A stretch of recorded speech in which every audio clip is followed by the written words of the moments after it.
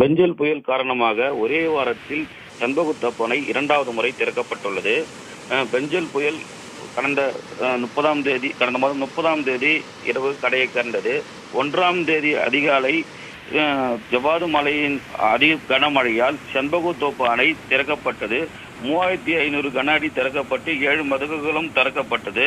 அதன் பிறகு படிப்படியாக குறைக்கப்பட்ட நிலையில் நேற்றிரவு திடீரென கனமழை ஜவ்வாது மலையில் பெய்ததால் தற்பொழுது இன்று காலை மொத்த கொள்ளளவு 62 கன அடியில் 57 மீட்டர் உயர்ந்த நீர்மட்டம் உயர்ந்ததால் தற்போது இந்த காலை பொதுப்பணித்துறை மூலம் 2100 கன அடி நீர் உபரி நீர் இன்று செண்பகத்தோப்பில் திறக்கப்பட்டது.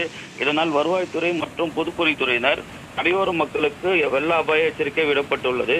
இந்த உபரி நீர் திறப்பால் ஆரணி, போலூர் பகுதியில் உள்ள ஏரிகள் நிரம்பும். இதனால் ஒரு 10,000க்கும் மேற்பட்ட ஏக்கரா விவசாய நிலங்களில் தற்போது இந்த நீர் பயன்பெறும். இதுவரை இந்த மாதிரி சமயத்தில் ஒரே வாரத்தில் 2 முறை செண்பகத்தோப்பு அணை திறந்ததில்லை. இந்த பெஞ்சல் புயல் காரணமாக மழை அதிக அளவு திருவண்ணாமலை மாவட்டத்தில் பெய்துள்ளது. குறிப்பாக ஜவ்வாது மலையில் சராசரியில் 22 சென்டிமீட்டர் மழை பதிவாகியுள்ளது.